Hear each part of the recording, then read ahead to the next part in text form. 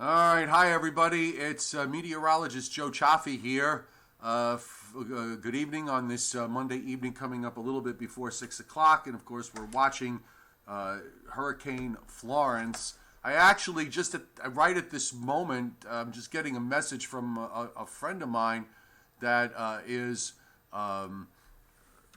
in North Carolina, not too far from Wilmington. He just said just finished putting all the loose outdoor furniture, grills, and plants into the garage. Now waiting to see. Planning on staying. I'm fairly high, but drainage is still a big issue down here.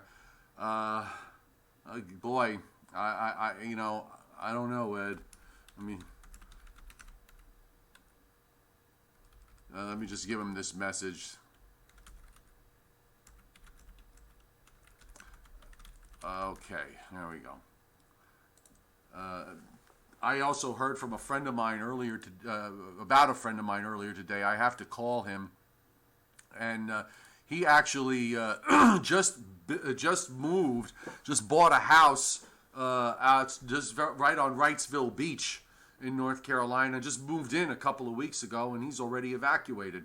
That's horrible, really, when you think about it.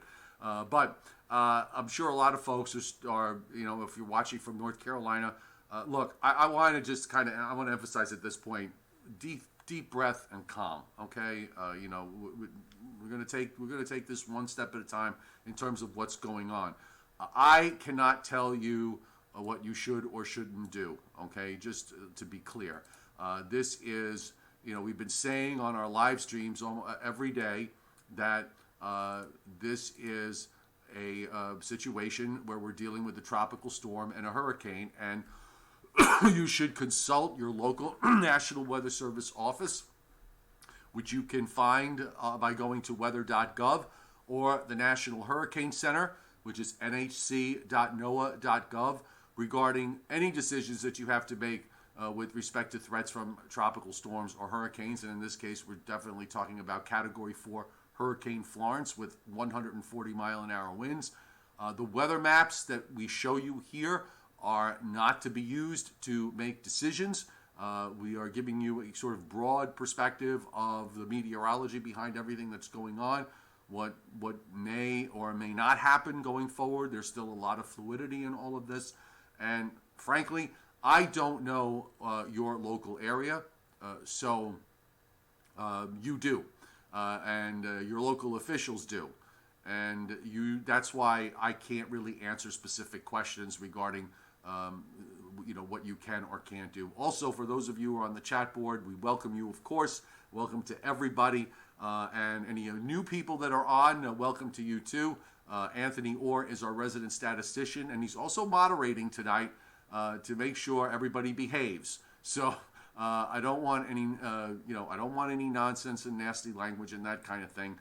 So he will keep an eye on things to make sure everything is on the up and up. So let's start off with the visible loop from late this afternoon. You can going to plainly see what we're dealing with here.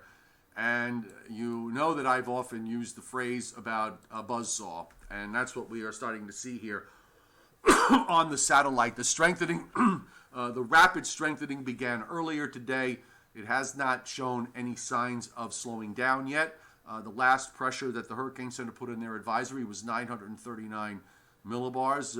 If you look at the loop, you almost could see the highest cloud tops, that sort of stadium top that forms around the circular eye. The storm certainly has that symmetric buzzsaw look. It's been on a steady west-northwest course at about 13 miles an hour, 11 or 12 knots, and it is responding to the building ridge, the building upper high to the north. So it's likely to keep on moving in this direction because the upper high is going to continue to build.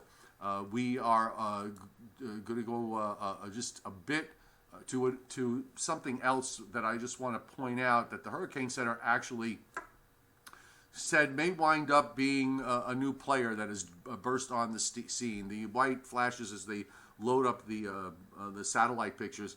This is disturbed weather that's in the northwest northwest Caribbean that is going to be moving into the Gulf of Mexico. Now, if you look very carefully on the loop, we are seeing clouds. You can see actually two layers of clouds.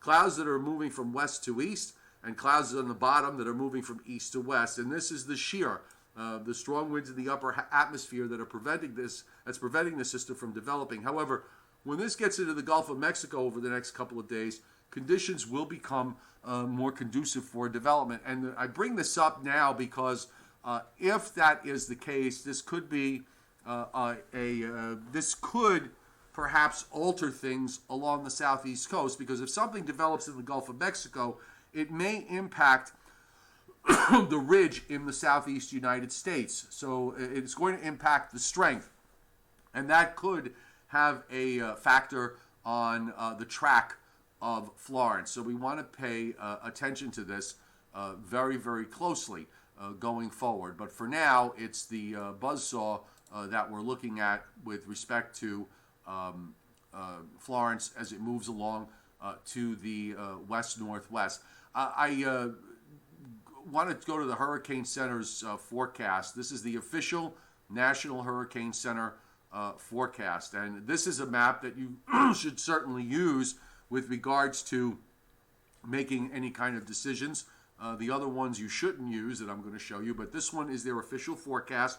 They haven't really changed it very much, as they have Florence as a major hurricane tracking in that west-northwest, so talking perhaps that it could turn a little more northwesterly. Notice, by the way, that it does slow down from 2 p.m. Thursday to 2 p.m. Friday. The distance that it travels in that 24 hours is about half the distance that it travels from Wednesday to Thursday. So once this, it's going to probably slow down as it approaches the coast and slow even further as it moves inland. So this is going to open up a whole nother can of worms with respect to rain and how much heavy rain is going to fall in inland areas. One of the things we don't want to see is a system moving inland and stalling out, because then we're talking about a situation of excessive rainfalls. The Weather Prediction Center has, talking 15-inch plus amounts in some places. Wouldn't be a shock to see at least that in some areas. But a lot of this is going to depend on what it does when it moves inland. And that brings up another point from my standpoint. We kind of have a pretty good idea of where this is going through the next 48 hours. It gets, perhaps the confidence level drops a little bit as we approach the North Carolina coast because of the fact that there may be some subtle things that go on in the atmosphere that cause it to perhaps move a little further north or a little further south. These are things that we're going to have to work out.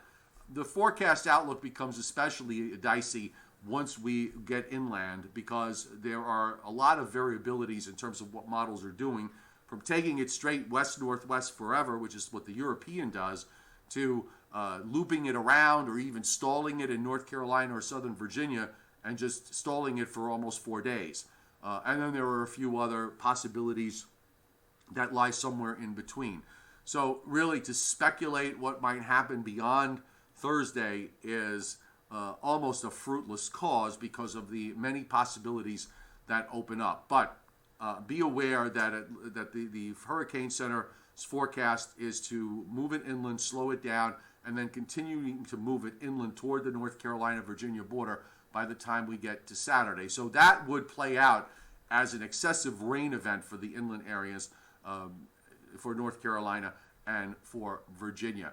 The center, it looks like, from the Hurricane Center's forecast, by the way, is very close to Wilmington when it comes inland. It could be a little south of Wilmington. It could southwest of Wilmington, or a little bit northeast of Wilmington. That's a little bit hard to say at this point. The problem when we deal with all this is that there's just so much to look at.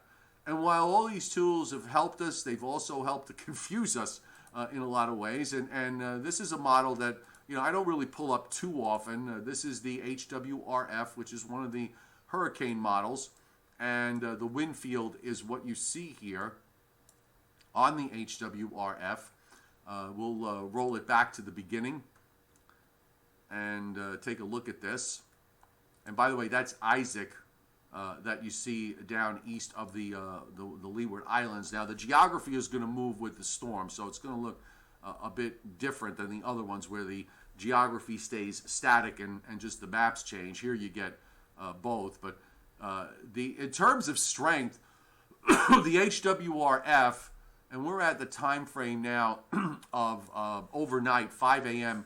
Wednesday. We already have a pressure this low, below 940, and it continues on pretty much a west-northwest course and bringing it inland near Wilmington sometime Thursday evening, and then just kind of slowing it down as it moves into western North Carolina. This is as far as the model goes out. It only goes out 5 days plus 6 hours, and again, that is one particular model's view. And I know a number of you have been throwing all sorts of questions at me with respect to this model doing one thing, this model doing another. Now, I am going to bring the screen up because I'm joined by my colleague here, Joe Rao, who is going to offer his opinions on everything that's going on. Get a little closer, Joseph. Well, and you know, you and I have been kind of going at it back and forth all afternoon as far as where this is all going to wind up. We probably have been kind of laying down a few general things that we already know with respect to this. Would like to express your opinion here at this point. Well, Joe, I think the key player in all of this, at least for our neck of the woods here in the tri-state metropolitan area. Well, we're talking about New Jersey, New York City, right. Long Island. Hudson Valley, right. Parts of eastern Pennsylvania, that general area. My viewers are all over the place. Okay. So we have a lot of folks watching from North Carolina. Yeah. Well, before we get to North Carolina, and that's obviously the prime zone or the prime impact area, just for all the people who I encountered over the weekend. And, there are a lot of people shaking and quaking in their boots up here in the tri-state New York City area because they've been hearing about how powerful this storm is, and they are still shell-shocked. This is 6 years after the fact with Hurricane Sandy when she visited in late October of 2012. And so anytime you hear a potential major hurricane, a lot of people up here start worrying about that. But it looks like one of the major players for us is going to be a big dome of high pressure, a large upper-level ridge of high pressure that's going to inflate over the northeastern part of the country. And as a result of that inflation, so to speak, the storm, Florence, is not going to really be able to take the classic turn northward, parallel to or along the eastern seaboard. Unfortunately, that ridge is going to block it in such a manner so that it's going to come on a west-northwest trajectory, and it looks like it's going to come right into, as you, I'm sure, have been mentioning, the area around Wilmington, North Carolina, it appears now, on Thursday afternoon or evening. And the way that the spaghetti plots, the consensus of all of the I can bring those up. Go ahead. You keep going. I'll bring up the spaghetti plots. If you were with us last week, these spaghetti plots were pretty well scattered in all different directions, kind of alluding to maybe a track north into the northeastern states or as far south as Florida. But the spaghetti plots now are tightened up considerably, and it looks like now that there's no question that the area that is in the crosshairs of Florence is going to be along the North Carolina coastline. And it really doesn't matter if your location is not directly in the path of the storm, because you just have to be a side of the storm's track, either by 50 or 100 miles either way, and you're still going to get some devastating winds, tremendous flooding. I can't even imagine when this thing comes ashore and moves over the land and gets all that tropical moisture wrung out from it. We're easily going to see in many places 10 to as much as 20 inches. And I saw one computer model that is kind of alluding to amounts in excess of 20 inches. That would be over due to orographic lifting. Right. The interaction with the mountains, the hillier terrain, which would tend to produce even greater storm amounts.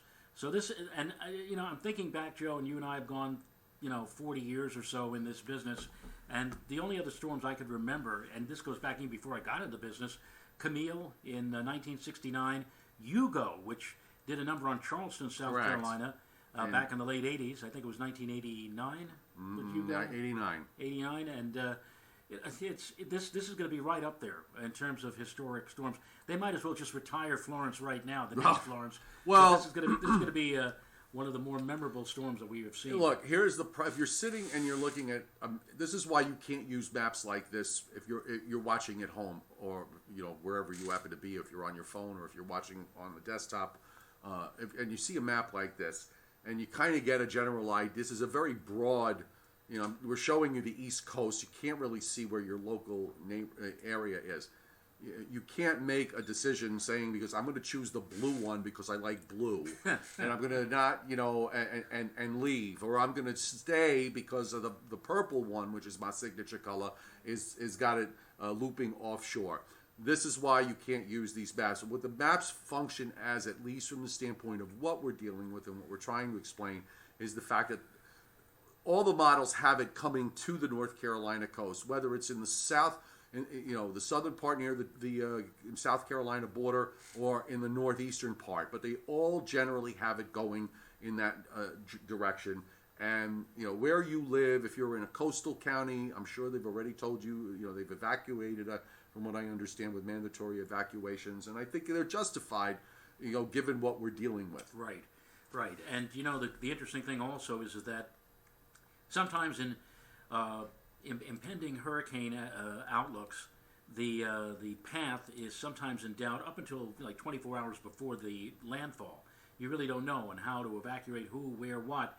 We're very fortunate, and this is probably one of the few good things I can say about Florence, in that now this is Monday, we've got Tuesday, Wednesday, Thursday, so we've got a full 72 hours or thereabouts for evacuations to take place, to get people out of the range of where the impact is going to be greatest, move them as far inland or as far away from the storm track as possible, because this is going to be I hate to use the word cataclysmic, but I mean, look, we're talking about Joe, a Category 4 storm with 140 mile per hour winds near and around the time of when it makes landfall. Right. And in fact, I saw something. I think it was our own Addison Green, or maybe it was Brittany Boer, who brought up the fact that, it was in the newsroom. It was John Houseman, who mentioned that if the storm manages to hit Category 5 near or during the time it makes landfall, it will be the furthest north that a Category 5 storm has ever been noted. Even a Category 4.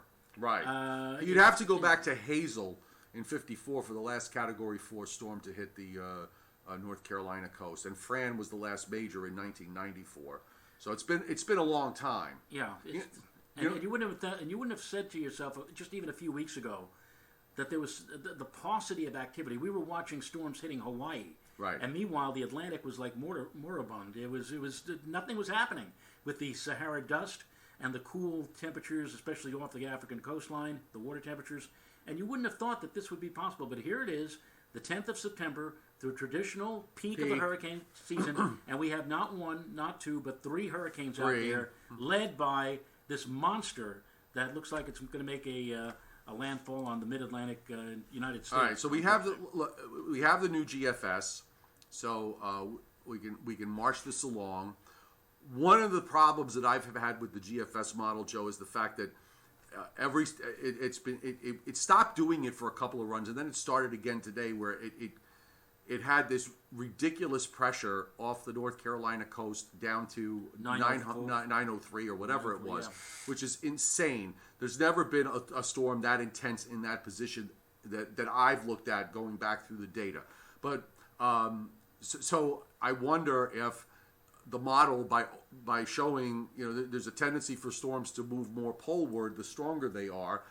If it's, it tried to keep it a little bit further to the east on the last run. So I'm hoping that it corrected it today on this late afternoon run. Well, one thing GFS has been doing in recent days is it's been bringing it up to the Outer Banks of North Carolina and then have it spin its wheels for a few days. And it does it again on this run. In fact, look at this loop that it does.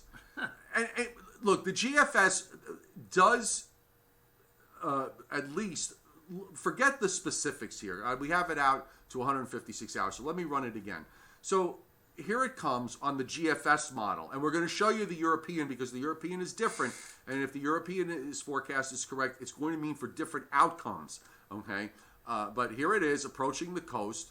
And then all of a sudden, it stops. does a counterclockwise loop, and it looks like it's coming in now on the North Carolina-South Carolina border, and it's got the pressure down to a 914. This is where I have a problem with this model, because I think if it's going to reach a pressure that's a Category 5, it's going to do it when it's between the Bahamas and Bermuda. Right. When it approaches land, I think between the fact that it's going to be moving slower, it's going to slow down as it approaches land, the circulation part of it is going to start interacting with the land. I fail to see how the pressure is going to drop to its lowest point here. I mean, listen, if I'm wrong, I will gladly admit my mistake. I mean, the reason why I bring this up is because of the fact that is that intense pressure impacting what the GFS is trying to do here, which is basically bring it to the coast, a full anticyclonic loop, and then into the coast. It doesn't make landfall till Monday, September 17th. I mean, you're going to have a Category 5 sitting off the Carolina coast for 5 days. Can you imagine what the tidal implications are going to be for the Outer Banks if that's the case? Well, but see, this is why, the Hurricane Center has resolved this by just kind of keeping with this consistent forecast. I'm having trouble with this. And I know I bring up the GFS, but you might say, well, Joe, why are you showing it? Well, because you're going to see it anyway. And I want to give it a little bit of context. This is another reason why you can't derive a plan very simply because you see a model doing this. Because you're going to make different decisions based on this versus, say, the European, which I'll bring up. It's almost as if the storm is making a last-ditch effort to say, hey, I'm not going to hit the Carolinas. I'm going to trudge along I-95 or trudge northward and see how things are going. And it runs into that big blocking high, and the high says, no, you're not coming this way. And so it comes up, the high pushes back and pushes it back again, and it makes that counterclockwise swirl, if you will. Right. Which Jerry Seinfeld, by the way, would love. If you're a Seinfeld fan, you know what I'm talking about with the counterclockwise swirl. But it's an amazing scenario that we're watching, and I would just the Canadian model and the European model. I have the European up, and the European, basically has a straightforward, west-northwest course to the Carolina coast, slows it down toward the end, brings it in, and up to moves it, jog northward, and then keeps it right on going. Yeah, it goes right into looks like it's heading to Cincinnati. And these are 24-hour increments. Now, the Hurricane Center mentioned this, and this is a new player here that has emerged, and that is, and you can't really see it because this map doesn't go out far enough south, but we do have disturbed weather in the northwestern Gulf that. In the northwestern Caribbean. Yeah. When it moves into the Gulf, there's wind shear going on there, but conditions are going to become conducive when it moves into the Gulf over the next couple of days.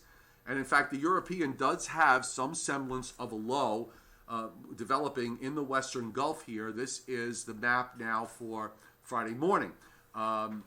This, and I said this at the beginning, Joe, it could impact the strength of the ridge, which we've been saying all along, the upper high, right? And that's the driving force here. What is that system going to do with respect to the upper high in the southeastern part of the United States? If you get something that's developing here, does it erode the ridge and make this want to go more west northwest forever? Right. Or what other possibilities are there? And the sad part about that is that it can allude to a storm development. The model can, but that as well as we just saw this today with Florence over the last 24 hours, how these tropical cyclones can suddenly just rev up, and each time it increases in strength with the new computer model run. Then you have to go through a new set of equations, and then you change the intensity, in which case then the position or the configuration of the upper high will change as well. Right. So you can only make a few, you can allude to what may happen, but it's going to be rather tough. And can you imagine we would have a landfalling, possibly Category 4 storm in the Carolinas, followed maybe a couple of days later by a landfalling minimum hurricane somewhere along the Texas or Louisiana Gulf Coast. It's going to be a very, very busy week for the forecasters down in the National Hurricane Center. I have the I put the upper air on for on the European here, and again, this begs to the question about the ridge, the upper high, and it's really all about the upper high, Joe. It envelopes around the storm initially, and then you get this kind of hole that develops as the ridge splits. And the question is, does it fall into basically what I would call a no man's land when it comes to the upper flow, and you wind up seeing it slow down, stall, perhaps do a loop. This is the big question with regards to the potential for catastrophic rains for the inland spots. Now, you mentioned Hazel before. Yes. And that storm system was a very potent storm in its own right. And that thing went all the way up into Toronto. I think Toronto was not devastated, but they had tremendous wind and rain. I'm wondering whether or not but of course, I think Hazel was a faster moving system. It was. It also, it went inland into coastal North Carolina and then basically went well to the west of the Appalachians. There was, just to show you what the impact here was for our area, Joe, that holds the record for the highest wind gusts at New York City. I think for Central Park, the number 100 and two numbers pop into my head: 104 and 113. It's Wow. one of those two numbers Wow. for the highest wind gusts. But in terms of rain, 400ths. Because all the rain shifted to the west side, Right. And north and west, like you would see from a non-tropical cyclone as it became extratropical and moved northward. This one, does it have the mechanism to accelerate because the jet, the main Canadian jet, is it's as if somebody took, I don't know, just kind of took the shades and pulled it all the way up, and they're all crumpled up there along the Canadian border. That's where the strong westerlies are, and they're hundreds and hundreds of miles away, so they're not going to really have any impact here. Another similar storm to Hazel was Hugo, because we mentioned this last week. Hugo didn't bring very much in the way of rainfall, but it certainly brought a lot of wind to the tri-state area. I remember my front screen door actually was flown open in the middle of the night by a strong wind gust from Hugo. But Hugo passed well west of us, over into western Pennsylvania and across West Virginia. So it'll be where does this go after it makes landfall? Again, the players will be that big blocking ridge in the northeast, and that system in the northwest Caribbean, and how it may impact the block. And it certainly. But I do want to stress to all of our viewers, again, in the immediate tri-state area, that I really don't think that we're going to see, aside from, of course, the rough seas, the undertow, the rough conditions, the swells. New moon high tides, which we're getting right now, exactly. Coastal flooding. But, I mean, people are thinking about, going back to Sandy or whatever like that. I don't think we're going to see anything like that. In fact, if anything, if we're lucky, Friday, Saturday, Sunday, it'll be warm, it'll be humid, but it'll also be dry with some sunshine. Right. And that may That could very well happen. Yeah. Here's the upper air on the GFS. If you watch the ridge, Joe, it splits right here, and this is where the GFS loses it because it kind of gets into that no man's land zone. But it's doing that before it makes the initial landfall, then brings it in, Right. and then starts to now see if this scenario is correct. Let's just for argument's sake, this is where we might have a problem early next week because at that point the westerlies are starting to drop southward. So there's a mechanism here to bring it up the coast. But that is, so far out into the long range, and considering all the variables that we have, I mean, I wouldn't forecast this. Look Well, at this. We went 6 or 7 or 8 weeks from July through August, where we saw more than one time what looked to be a real digging shortwave or a real nice trough of low pressure developing that could sweep on through and usher in some nice dry air. And every single time during July and August, that thing just kind of slowed down, stalled out, and just flattened out or sheared off. So to think that maybe this will be the one finally, I mean, I know it's September now, and there's a better chance of seeing systems like that penetrate further south. But yeah, I think much beyond 5, 6, 7 days, you can't really start thinking, we're putting too much credence in that. Just No, and again, this rainfall map is, it's not very useful if you're thinking that it's going to go inland, it's not. The rainfall is not going to look like this. That Right. big yellow zone of 20 plus inches is going to be in inland North Carolina, inland Virginia. Right. So again, another reason why you have to be very careful with respect to all of this. And I'm trying, by the way, while we're talking, I'm trying to see if I can get Bill Goodman on. In the meantime, let me come back full screen here for a second, so it doesn't look too messy. And it's systems like this one, which may hang around for a long time. There was another tropical system, Agnes, back in June of 1972, and that absolutely devastated portions of Pennsylvania, as if they hadn't already been devastated so far this year, or this season, eastern PA. But they had tremendous amounts. Agnes really wasn't all that potent a storm, but it just sat and sat and sat, and that's another earmark of a system like this one. If the GFS is right, just spinning its wheels, going round and round and round, and all of that rain falling, that could lead to, again, tremendous rainfall totals. I'm just going to run through. We have a lot of folks on tonight, Joe. We've got almost 350 people on watching right now, bringing allusions to Timothy Veltman brings up Floyd in 1999, made it all the way up.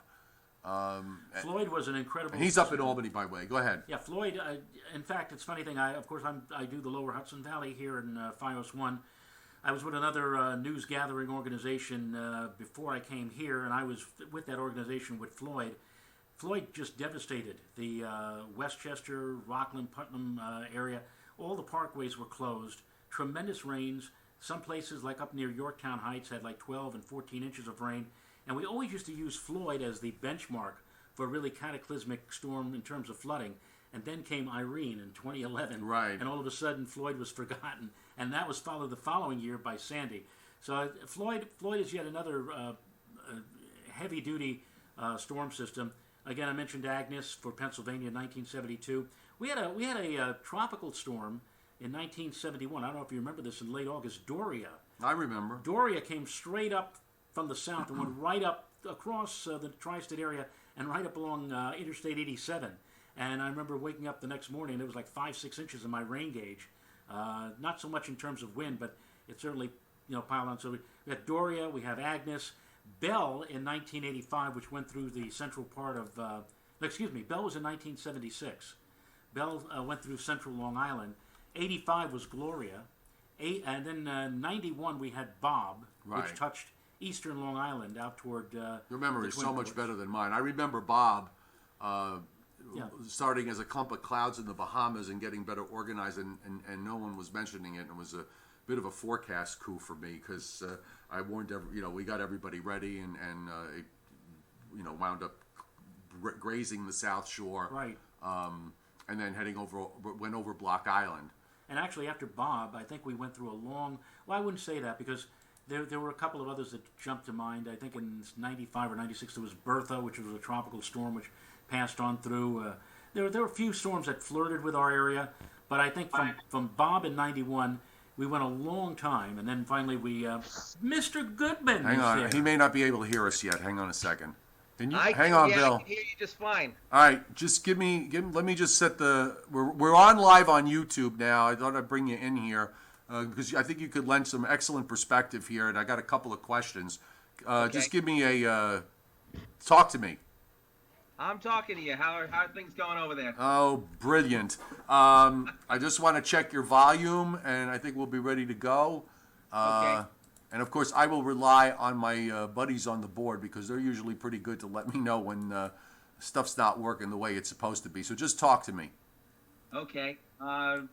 Test 1 2 3. Check 1 2 3. All right. How we doing there, everybody? Well, we'll try it that way. All right. Now the next thing I'm going to do is bring you up on the screen so everybody can see you.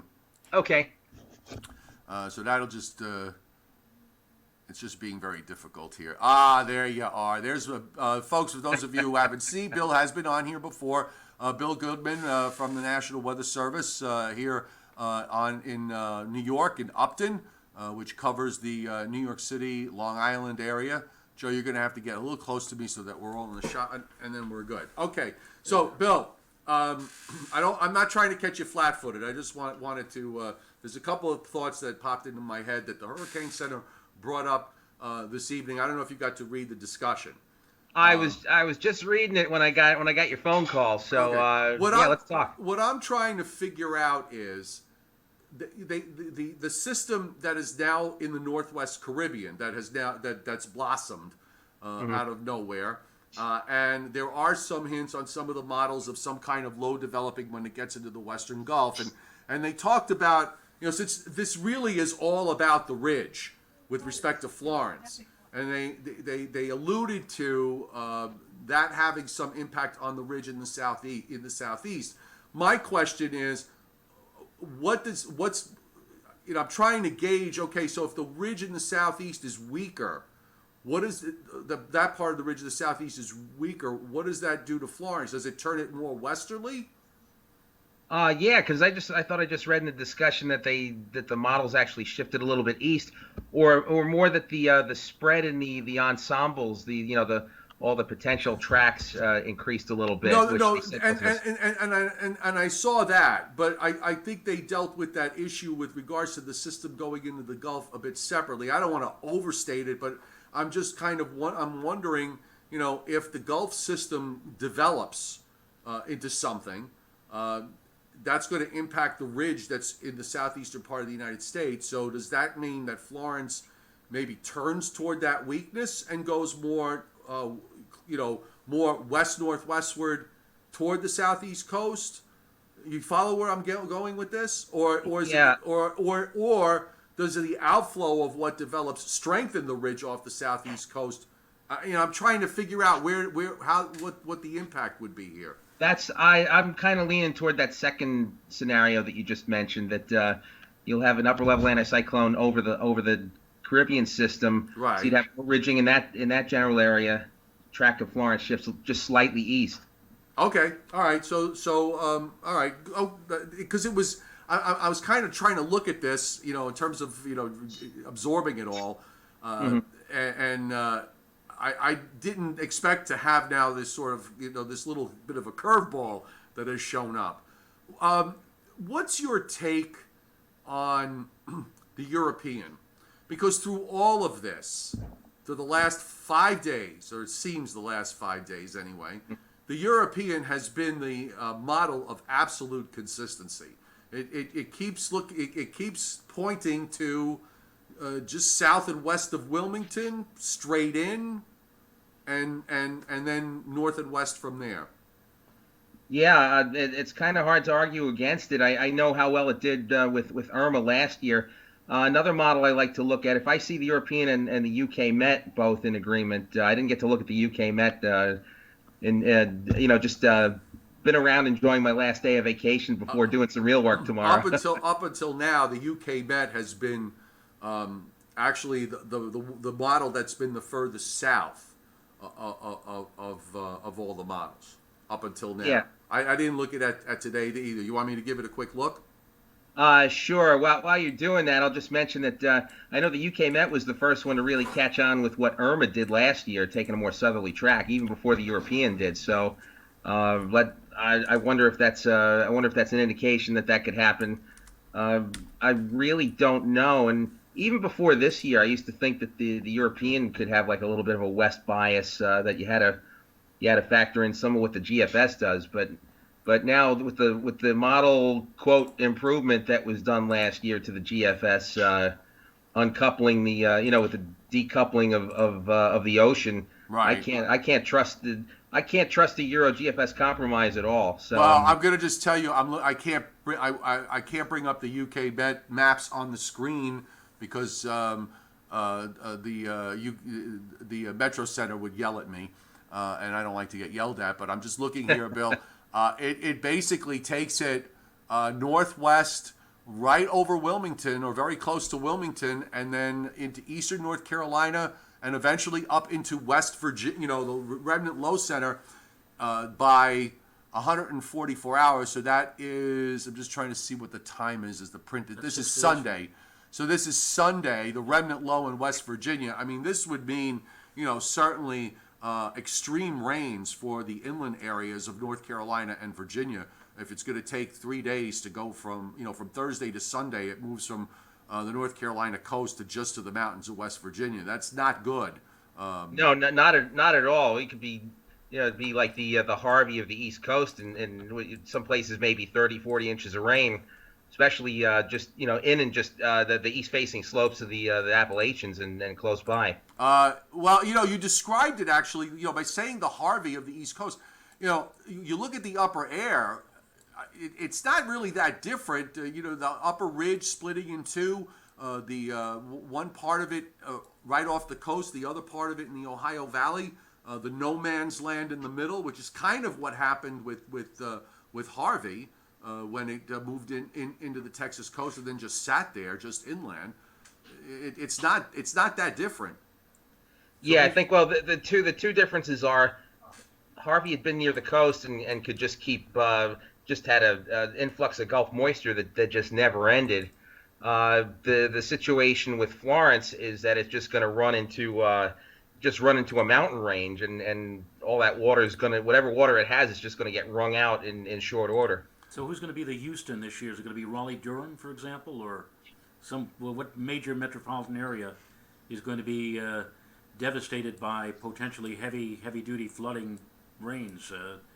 That could be. I'm trying to think what's a little bit farther west. Greensboro is farther west, isn't it? And Greensboro is Charlotte, North Carolina. Asheville is where Asheville, incidentally, is where all of the weather records are kept. I hope. Oh yeah, that's right. The National Climate. That's right. NCDC is located there. That's right. Right. Well, folks are asking, just general. I've been saying for every day when I do these live streams, not to use these maps for decisions. I can't emphasize that enough. That you need to consult your local National Weather Service office, weather.gov, nhc.noaa.gov for the Hurricane Center, local officials, because you folks that are watching, and I say, you know your area, Bill. You and I know our area. We live near each other.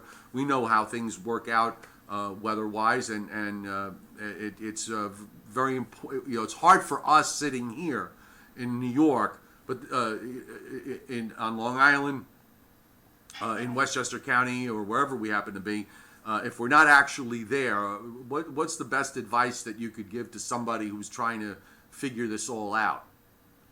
You mean for our area or for? Well, no. I mean just in general. When you're faced with something like this, it's a do I stay? Do I go? The bottom line for me is if your local officials tell you need to leave, you got to leave. I mean that's always been how I look at it. But there are always folks kind of fumbling, trying to grapple with this decision because it's hard to leave your home, and I totally get that.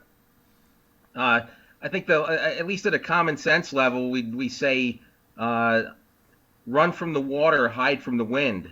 The wind can be blowing like crazy outside, but if you're in a good shelter, no problem. If you have to worry about flooding, whether you live near a river or just a flood-prone area, and you're worried about 20 to 30 inches of rain, you don't want to stay in a situation like that. And sadly, there's always going to be somebody, in spite of, right up until the very end, there's always going to be somebody who's going to say, "I'm staying right here. I've seen storms before, and I don't think there's going to be much." And of course, then in the aftermath of that, that person or those persons regret that decision. Exactly, and I know I made a post on Facebook on my personal page last night just about no two storms being alike. Storms, different sizes and intensities, different moisture content coming in from different angle, coming in either at high tide or low tide. There's so many different factors. You just cannot compare one storm to another. I think that's you're playing a dangerous game when you do that. I'm just trying to run through the chat. I'm gonna throw a question.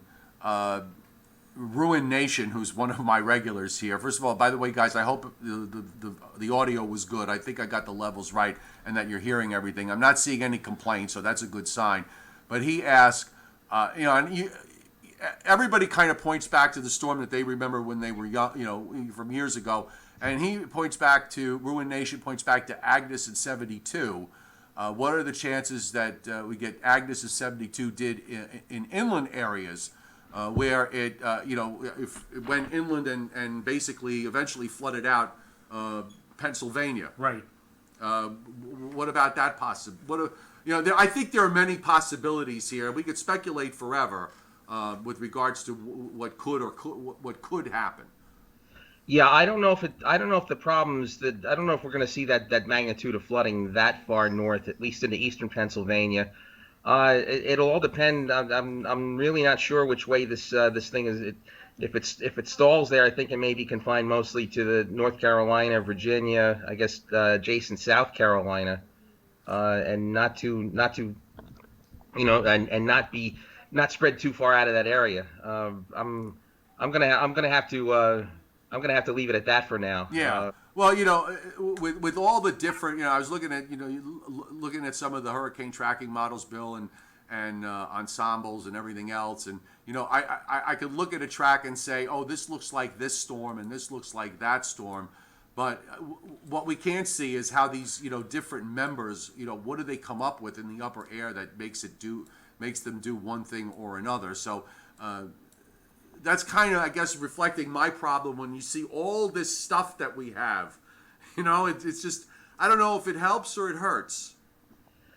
Yeah, you have to. In some situations, it can be obvious. Others, maybe not so obvious. I think if this were a winter storm, I'd have a little bit more, a little bit better feel. We see those all the time. We know how these model ensembles behave with winter storms that hit us.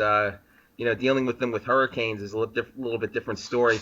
The European ensemble does tend to be what we call a little over dispersed. I guess the spread in the tracks can be a little bit too wide. I've seen that in the past, and that could be the case right now too. And meanwhile, the GFS, which, as I said, as far east as it is, I don't even trust it. It tends to go in the other direction. Maybe not spread out enough. I'm bringing up a picture.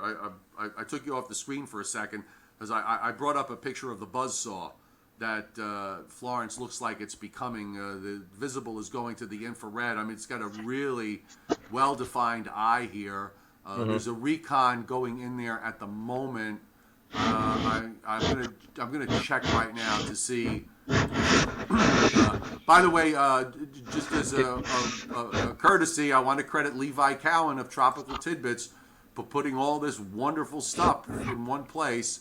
We do have, by the way, there is a recon there now.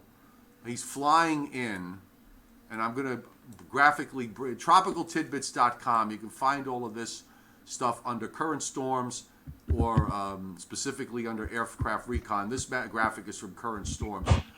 So we've got the plane there, and it looks like, well, he's not quite near the center yet, Bill. He's at a little south of 26 and a half and right around 62 and a half west. And he's into 50 to 55 knot winds, so probably it'll be, another 45 minutes or so, I'm thinking, before he gets to what, near where the center is. I'm going to be curious to see what the lowest pressure is at this point. Okay, yeah, sure, because I guess it's definitely not done intensifying yet. Yeah, it's a monster, Bill, and it's incredible how this thing just ramped up in intensity over just the last 12 to 18 hours. It was a Category 3 when they put out the 11 o'clock advisory, and then very shortly after they put that out, it jumped up to a 4. Now it's a 4. It's 140 mile per hour winds, and now moving over, continuing to move over a very favorable environment, very warm waters, lack of any significant upper level shear, and it would be surprising, I think, now if this thing didn't hit Category 5 within the next 12 to 24 hours. Yeah, it looks like it's on its way. I think maybe there's a little bit of saving grace right before landfall might be a little bit of shear that would probably lead to some eye wall replacement cycles. So anything could happen at the coast. We get in between one of those eye wall replacement cycles. Maybe the intensity will be slightly off. Timing is everything with regard to that. With regard to whether it comes in at high tide or low tide. So we have to. In the meantime, we don't know the timing. Gotta brace for the worst if you're down in that area. The GFS, the 18Z GFS, which I don't know if you got to see any of it.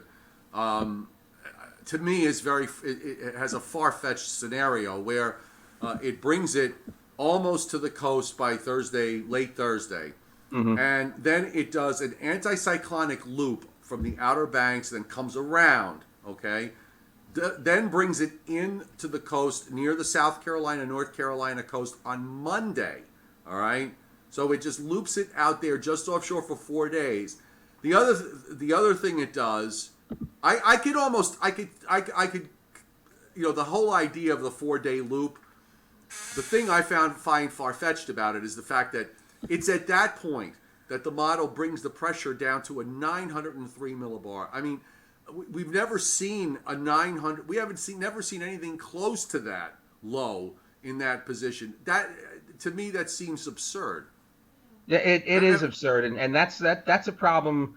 That's a problem with the model upgrade that was done last summer. So it really can't take it seriously at all. But is that lowering of the pressure impacting what it's doing with it? Is it by developing such a deep system like that goes all the way up, okay, where you're having to look higher and higher for the steering? Is it impacting? Why is it causing the GFS to create the loop? The European doesn't have anything like that in terms of depth, and it just kind of rolls it along to the northwest. Mm-hmm. Now, I guess were there other models? I know I had seen other models actually stall it in that general area. And there are others. There are others, but none of the intensity guidance that I looked at, none of the, some bring it barely to Category 5, but they certainly don't have it as a Category 5 out on Friday, Saturday, and Sunday as it sits off the North Carolina coast, if that's what it does. Yeah, I don't think that would be the case at all. I'd probably, if anything, if it's moving that slowly, that gradual weakening might be the thing. And I hate to use the word weakening because when you deal with a dangerous storm, what does weakening mean? If you're under the gun, you're under the gun. Right. So from a Category 4 to a strong Category 3. Yeah, that's you're going to be able to tell me the difference if you happen to be in the area that gets the highest wind. It only knocked half of my house down. That's exactly. All right. So listen, Bill. Thanks very much for being on at the last minute. I'm just kind of ad-libbing it here today, so I figured let me give you a chance to see if you were available. And your man's vacation, and on your vacation, no less. And really my last day of vacation. That you guys catch me all the time when I'm off. Well, you're not going back on midnights, I got to prove that I'm gainfully employed. Yeah, you're not going back to midnights, are you? No, I'm day shift, and I'm hoping. Well, who knows? With this storm, they may be looking for warm bodies to go down to the Carolinas and help out. Right. I don't know if that means me or somebody else in the office or someone else. We'll probably deploy other weather service people to help out in the affected areas because they, during the storm and maybe after, because it's going to be a long haul. I can't speak for Joe, but I personally am happy that I don't work for one of those really big TV networks, get called into the news director's office and say, Joe, you're the guy we're going to put on the coast Thursday afternoon as the storm makes its way into North Carolina. That would not be an assignment that I would relish having to do. Nor is it an assignment. You know what? If they ask me to do it, retire. Yeah. We have an option. Retire. I'm a big critic of sticking reporters out at 100 mile an hour winds while pieces of buildings are flying around them. I'm sorry, there's no need for that. And of course, you could see it on YouTube. The famous Wilma incident with Al Roker. I mean, this is before Al had his procedure. Hal was a pretty hefty guy, and yet Wilma knocked him to the floor, and he wasn't able to get up. I think he was rolling around because the force of the winds was so tremendous. I mean, who wants to do something like that? But unfortunately, I'm sure when we turn on Fox or CNN or MSNBC Thursday afternoon evening, there's going to be one or two or several reporters just standing out there being buffeted by those tremendous winds and hit by the heavy rains and telling us, hey, if you're watching right now and you're in the vicinity, don't go outside. Don't do what I'm doing. Exactly. Don't do what I'm doing. I'm just going to give one quick last check to see where the recon is. And he put up a couple of more 55-knot wind barbs, but he hasn't. They haven't gotten close to the center yet. I just wanted to give it a quick check in case it's running late. Yeah, probably they're working up the nerve. We're gonna punch this thing yet, or I don't know how they. I guess they just go right in, but they probably have to watch out. They don't want to fly into any especially if it's still rapidly intensifying. Yeah, Category Remember 5 horror for stories- Remember Category the horror 5. stories for Hurricane Hugo with them flying in when it was rapidly intensifying, and that was not a good ride. So Well, I remember the Hurricane Hunter guys told me that the worst time, absolute worst time to fly into is when it's undergoing intensification, and particularly rapid intensification, because sure. then it's just totally out of control. When Yes. Gilbert, you may remember Gilbert had, I think, the lowest barometric pressure that had been recorded. 880 at the time, 885, and they were in actually the Caribbean. I believe. It was a Nova documentary that was done on Nova, and they had a camera and a reporter in the Hurricane Hunter aircraft up front with the pilot, and they're telling him all the information. And the pilot, meanwhile, is flying this plane saying, "Okay,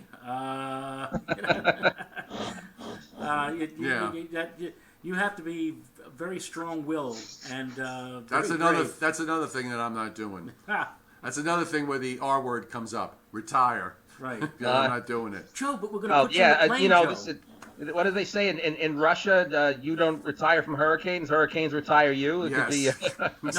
No. There are old pilots and there are bold pilots, but there's no such thing as an old, bold pilot. Nice. All right, William. Thanks for being here. Okay, pal. All right. We'll talk. Thanks I'm sure. for- yeah, thanks. We'll hook up. We'll talk some more. I'm sure along the way in the next couple of days. All right. We'll check in. Thanks a lot for having me. All right, pal. Bill Goodman from the National Weather Service in Upton, New York, which is on Long Island, and they cover New York City, New Jersey, most of northeastern New Jersey, the Hudson Valley, and parts of southwestern Connecticut. Now, I have to do my New Jersey. Yeah, So 5 minutes. you know what? I'm going to keep everybody on. In the meantime, if you want, Joe, you can scroll through some of these chats and at least address one question until we come within about 30 seconds of me going on. Okay. Let's see. Does anyone know? Somebody was talking about retiring hurricane names and what are the factors with regards to that. We talked about the Agnes question. Okay, and I'm just. The one thing about YouTube versus Facebook is that the chat font is so small. I know. You know what? I can make it bigger. Hang on a second. There we go. Oh, there. All right. Now it's bigger. We're bigger too, but.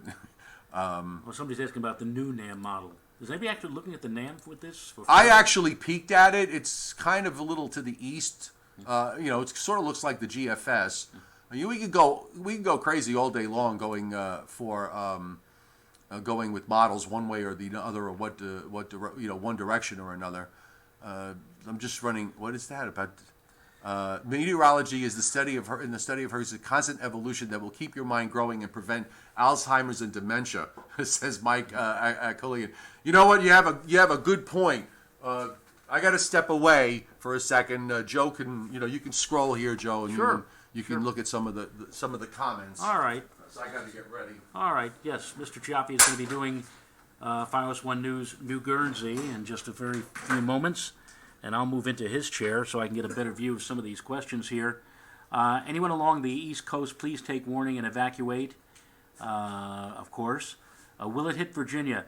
It will hit Virginia in the sense that we are talking about the potential, once it makes landfall, probably somewhere along the Carolina coastline, it will move inland, and a lot of the rains, the tropical rains associated with Florence, will get wrung out over the land. And there are parts of Virginia, the mountainous... Keep going, John. Sorry, I was just talking. Okay, the mountainous terrain that certainly will see some very heavy rainfall amounts, 10 or even 20 inches, and that's you talk about what parts of the Virginia, especially West Virginia, has seen so far this summer. This is the last thing that they need is another big douse of heavy rain. This coming courtesy of Florence. Let's see. I'm taking a look here. Hi, Rebecca. Haven't had a chance to look at the new NAM models sorry, I'm yet. just doing a couple of things at once here.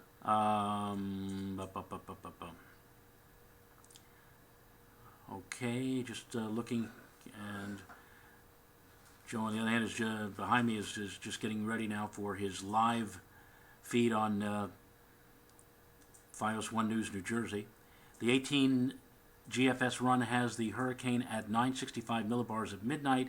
The pressure is already down to 945 millibars. Could this difference be the effect of steering of Florence? Well, you know, first of all, I must tell you, I was never a fan of the intermediate computer runs. I'll take the time, Teller. The 6-hour and 18-hour runs. What's I that? always like to look at the primary runs, That's the 0 fine. and 12Z runs.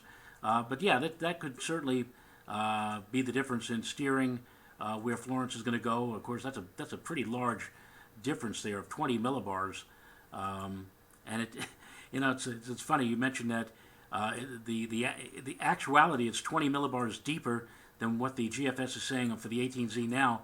One has to wonder when it goes down to 90, when it's projected to go down to 903 later in the weekend, early next week, if it takes that weird spiral path or that curlicue path, whether or not the storm will be even deeper than that, doubtful, but we'll see. Let's see. Hang on, I gotta go. We're coming up on the top of the hour. Oh, okay, okay. If you want to, So you want to turn the camera toward them. yeah, so this way they can see. Yeah, that's good. Yeah, hold on. Let me Hold scroll. on for a second here. There we go.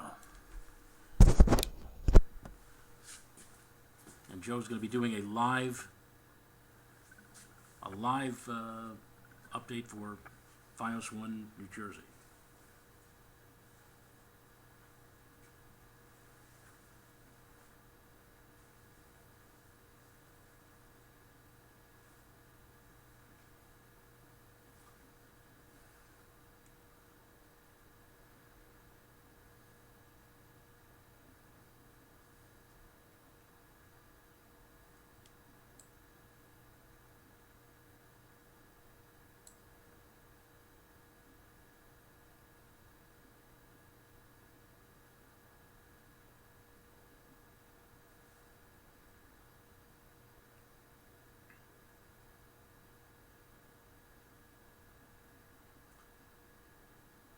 Yeah, sure it was here for us, Becky, and we're also watching the buzzsaw that is Hurricane Florence with 140-mile-an-hour winds. There's an Air Force reconnaissance aircraft in there now to see if it's gotten stronger, and it may have. It's a little less than 1,200 miles from the Carolinas. And meanwhile, back home, we're getting rather unrelated problems with the new moon, coastal flood warnings in effect for the coastal counties of New Jersey, as well as the areas around Delaware Bay with some tidal flooding going on there. A little bit of patchy shower activity in North Jersey at the moment, not too much going on in South Jersey. And as we look north and west, much of that steady rain has shifted northward up into upstate New York and New England.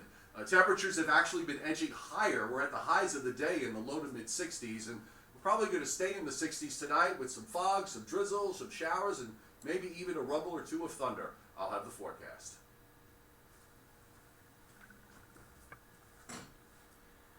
And there you go, folks. Mr. Chiaffi, nice job. Oh, thank you. Switch back here. Will you stay in that chair? Actually, I'd like to get a drink of water. You go get a drink of water. I mean, this is going on now. We've gone to 1 hour and 3 minutes and 34 Oh, I seconds. know. of the Delvin last from time. Boston, who watches, my record I think is 88 minutes. I don't So- think you could push 88 minutes. All right. Well, you know, if you want to, if you want to go, you can go. I can solo it for the rest of the night. I must have pulled something because I've been taking Advil these last Oh. few days, and now I think the Advil from this morning is beginning to. All right, go take care of yourself because we need you live at 9:15 for the Joe and Joe show. So, I Gavolt. I got Volt is right. All right, Joe Rao is going to leave us now, and I'll be by myself for a little while. And I just want we'll take a look. I'm going to bring the GFS back up in a second. Let me just fix this so I can I'll make it a little bit smaller. And this way I can read everything you guys are saying. Thanks, by the way. I know a number of you have hung on for a while, and I really, really appreciate it. So Let me just, some of you might see a commercial break here, but we'll be right back if we disappear. And in the meantime, I'm going to just get the GFS back up, and we'll see what it has to tell us. Okay, so hang in there. All right, here we go. So I'm just kind of curious as to what the model has done. We'll quick check up. He's getting closer to the center now. He's running into that purple, the purple here, between 26.5 and 26 north. Actually, maybe from about 26.3-ish to about 26 north. So for that, roughly, that, for that 30, what is that? Half a degree is 30 miles. So, for the last 20 miles or so, looking at a band of 64 to 83 knot winds. Maybe he'll get a center pass before we're done here tonight. In the meantime, let's come back. Just for laughs, I want to see the GFS. The 18Z GFS really is the last of the model runs for the afternoon cycle, and then we go wait for the new 0Z runs. And we're always waiting for a model run. That's the issue. You get wrapped up too much in it, and that's why understanding for those of you young future meteorologists that are watching, or those of you still just getting started, make sure you understand what it is that's happening in the atmosphere, rather than focus on that and less so on what the models are doing, because otherwise you'll just go insane and you'll just forecast from run to run, and that really isn't what forecasting is about. So this is the GFS's option with Florence by hanging it back, and then early next week, as a deep trough swings across the Great Lakes, that picks it up and brings the remnant low up the eastern seaboard and brings a fairly cool shot of air behind it. Do we believe it? I don't know. I don't know that that's going to turn out that way. Are we going to have a trough that deep in the east? Hard to say. Will the next model run be different? More than likely. So you're going to just get very frustrated looking at this stuff over and over again. I made a career out of it somehow. But let me just come back to the board. And I'm happy that everybody seems to be behaving themselves tonight, which is a good thing. Had a couple of rough spots over the last few days, but this time around it seems like everybody's been doing okay. So let me come back to the board. And I wish I could afford to Reddit, Gold, or Super Chat. This is amazing. Thanks, Telvin. Really appreciate it. I don't think what we're doing is so amazing. I got, Bill Goodman comes on from time to time. Those of you who've seen it, it's good when Joe jumps in as well. And no true storms, but Brian Peterson, you're correct. No two storms are alike. Will Florence make landfall in Morehead City, North Carolina? Asked Kathy Willis. You're in the area of risk. That's really all I can say. I can't tell you where the actual landfall is going to be. Let's see. Do you see 30 plus? Johnny Quest. I know, Johnny, you are concerned, and rightfully so. Do you see 30 inches plus for the mountains of Virginia? If we work out a track that is just that where it goes inland and then the steering currents collapse, you're going to have a problem. Though that rain is going to get to you, some of it is anyway. So it's important how far west it gets with respect to impacts of rain for the mountains of Virginia.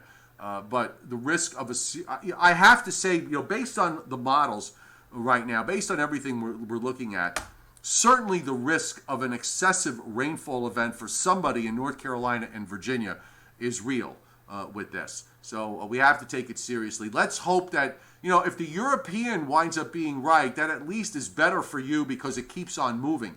The European, plows it to Cincinnati, takes the low inland, slows it down, but then gets it to Cincinnati, gets it to Chicago, and it gets absorbed by a subsystem in the Great Lakes. That's what you really want to happen, because anything else is going to open the door with respect to an excessive rainfall. Scott R., the ensembles are going to do what they're going to do. I have no use. I just don't find them useful. I've had, everyone points, it's very funny, but it's so true. Depending on where you live, if you look at the ensembles, there are so many members going so many different directions that each one of you can point to the fact that it's coming to where you are. Do you realize that? There are 22 members of the ensembles giving 22 different solutions for the most part. Which one's the right one? I don't know. And so what do? You take an average of all of them. And what is that? And how does that help you? I don't know how that helps you with a forecast, and it certainly doesn't help me answer the specific questions for Johnny, for example, who's rightfully worried about Western Virginia and the high mountains and the orographic effect that could be that's going to be in play here. That's going to exaggerate the rainfall amounts even more. Not a full moon to the person who asks the question regarding Hurricane Florence become a Category 5 full moon tide. It's a new moon, okay? So just to be clear, it's a new moon, and new moon tides are high. We don't know that if Florence is going to come in as a it's highly unlikely to come inland as a Category 4. It just is because we have never seen that before. It doesn't mean there can't be a first time, but I'm going to go with the fact that it hasn't. You have to go back to Hurricane Hazel in 1954 to find the last Category 4 hurricane to move inland. Any thoughts for Pennsylvania? Asks Casoro in general. That is going to depend on, once it goes inland, if it lodges itself in Virginia, if the surf remnant low gets into Virginia somewhere, I can envision some of the rain getting into Pennsylvania. For it to be a serious rain for Pennsylvania, it would have for the state, be it east or west. I would imagine that, you could probably wind up with rain across the state with something like this. And it would take it having to lift up further to the north. All right, I would sort of rate that at this point, at least for the first part of this whole event, as a bit of a long shot. But I certainly couldn't throw it completely out of range here as far as a possibility. Raymond's on tonight. Good to see you here. Chad Crawford, the track to shift south tomorrow. Well, not impossible. I'm not going to say no to any subtle changes in the track. I don't think it's going to be a shift south enough to take it into Georgia or Florida. I think that's pretty much off the table at this point. But could we have it closer to the North Carolina, South Carolina border? Sure. Could we have a shift the other way to bring it near or northeast of Wilmington and more out of the Outer Banks? Sure, why not? Eric P., thanks for hitting Super Chat. Really appreciate it. Thank you very much. Thoughts about South Central PA, because you're soaked. I know, you're incredibly soaked. Now, you're up in the, where you are in Southern PA, you got to keep an eye on this, because it's possible, depending on where that surface remnant low goes, if it winds up a scenario that it goes inland and pushes far enough north, you're in the southern part of the state. You have certainly a better chance of getting into some of that rain than the northern part of the state. Again, we're all talking theoretically here, folks, because we still don't know exactly where the point of landfall is and how far inland it's going to get. Where is it going to stall? Is it going to stall? Is it going to loop? We're 72 hours away from this happening. Likely to see hurricane watches go up tomorrow for the coast, for the Carolina coast. And we still have a lot of big questions. And I think we may be sitting here Wednesday and even Thursday with some big questions still remaining. Daughter in Virginia Beach at college is leaving Wednesday to go back to Harrisburg. You'll be fine. Wednesday should not be a problem, Dale Roth. You should be fine, and daughter should be fine as well. Hillary Bach. Now, Maryland has declared a state of emergency. Interesting. Look, I'm of the opinion in a situation like this, it's better to be. It's certainly best to lean on the side of caution. Okay, this is not something that you want to fool around with, and look, if you're in an area where it seems like it's going to be heading for you, and it winds up not happening, you should be. You're going to be happy. You're not going to be upset. I never could understand that reaction of people. Some people have had with me with respect to storms, and it winds up being overplayed for their particular area, and they get upset about it, and they're coming at it from the standpoint of not. I can understand. I could kind of get it if you're a weather enthusiast and you were looking for something to happen, even though you really need to kind of sort of temper that sort of enthusiasm. But with respect to having to do what it is you have to do to protect yourself, and it winds up not happening, I would be thrilled. Okay, I would be very happy. I wouldn't be upset that you didn't get the disaster that you were hoping for. I mean, I don't know what else to say when it comes to a statement like that. David Erickson, the 18Z GFS run has the hurricane at 9:65 at midnight, and the pressure's already down to 9:45. Could this difference affect the steering of Florence? Absolutely. It may already be affecting the steering of Florence as we see it on this steady west-northwest course now. I think the thing to watch for going forward is the fact that we're going to see, is it going to hold on that steady course? It is forecast to actually start moving faster as that ridge builds, so that's going to be very important to see. The closer it gets to the coast before it slows down, the greater the chance that there is of it coming ashore in the Carolinas. Seth, will Florence grow in size when it makes landfall? It will. Actually, Florence will probably grow in size, and the gales will expand as it approaches the coastline and starts to gain some latitude.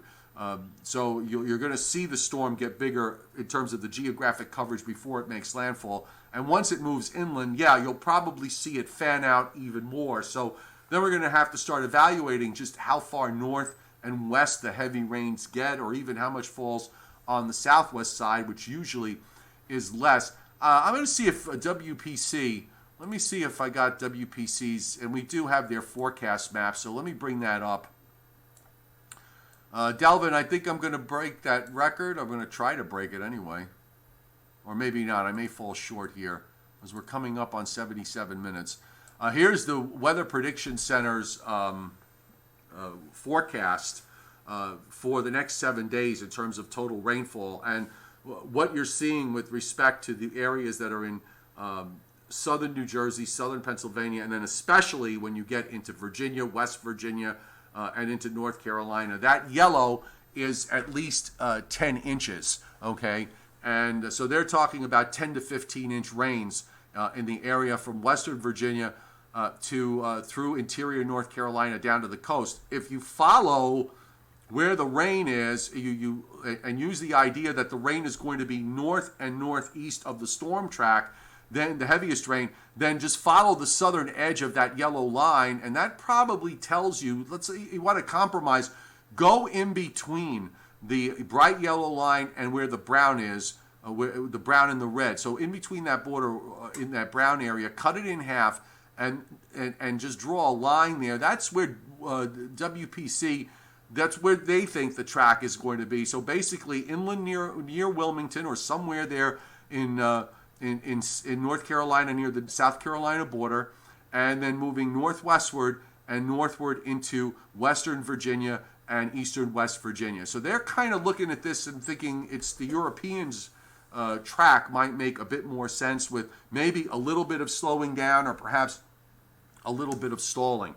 So, and I got to give credit to WPC because of the fact that we've been showing the 7-day maps now for a while, and they actually do a pretty good job for a 7-day forecast period.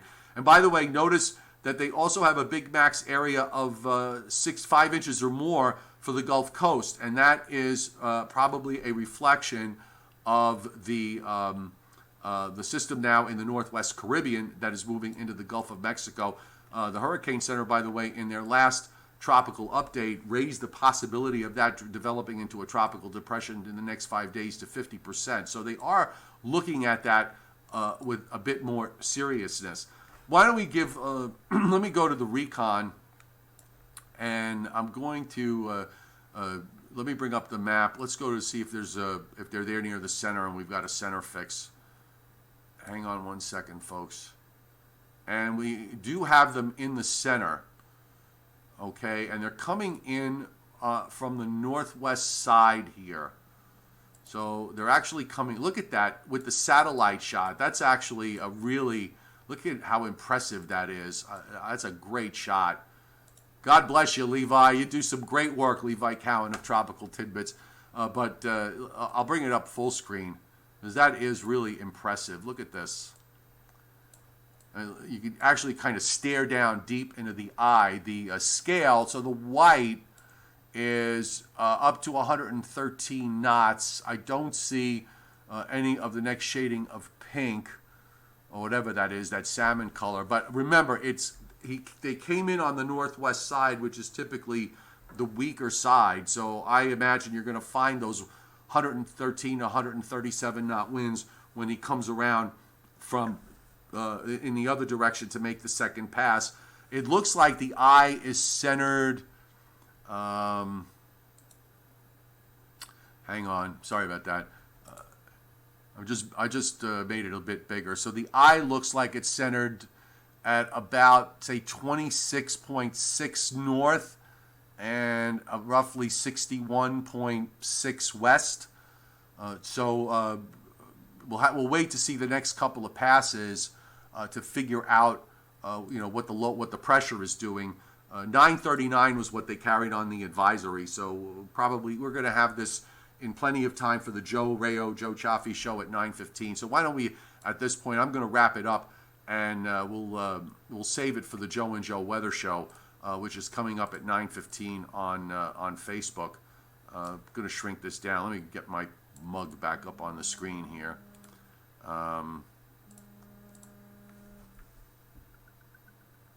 And all right, hang on. So let me just tell you about a couple of things, folks, before we go. First of all, whoops, wasn't supposed to show that. All right, let's do it on this one. I just want to let you know, in case you're interested, and there is a link to this on the descriptor to this live stream, and that is my new platform on Patreon. This is what it looks like. It's Meteorologist Joe Chaffee. You can get everything here on one platform. All my website posts from meteorologistjoechaffee.com with no ads. Latest videos, you'll see the YouTube videos. Obviously, if you missed them, you can find them here or on the YouTube library. But if you're not on Facebook, I will have the Joe and Joe show on here on Patreon. And also, you'll get other things that you won't be getting on the website, or you might not be able to put on YouTube, but I can put it on there. You'll be able to see it there. So if you'd like, you can join up. Again, the link is on the descriptor to this video. I'll throw a link on the chat here in a moment, and it's just $2 a month. And it helps me to cover all the costs with everything I'm doing. Gets me a cigar and a cup of coffee every once in a while, and I'm a happy camper. And thank you very much for considering that. And also, where you can, if you shop on Amazon, there's an Amazon link here on the descriptor to this video. We're a participant in the Amazon Services LLC program, which is an affiliate advertising program designed to provide a means for us to earn fees by linking to Amazon.com and their affiliated websites. And thank you to those of you who have done that. Eric P. hitting Super Chat tonight. Appreciate it very much. Joe and Joe Weather Show tonight at 9:15 on my Facebook page, Meteorologist Joe Chaffee. If you miss it, I'll put it up on the YouTube library, or it'll be on Patreon as well. And tomorrow, we'll probably double live stream. We'll update you tomorrow morning on the latest on Florence and anything else that's going on. I'm going to leave the other storms aside now because there's just too much going on front and center with this.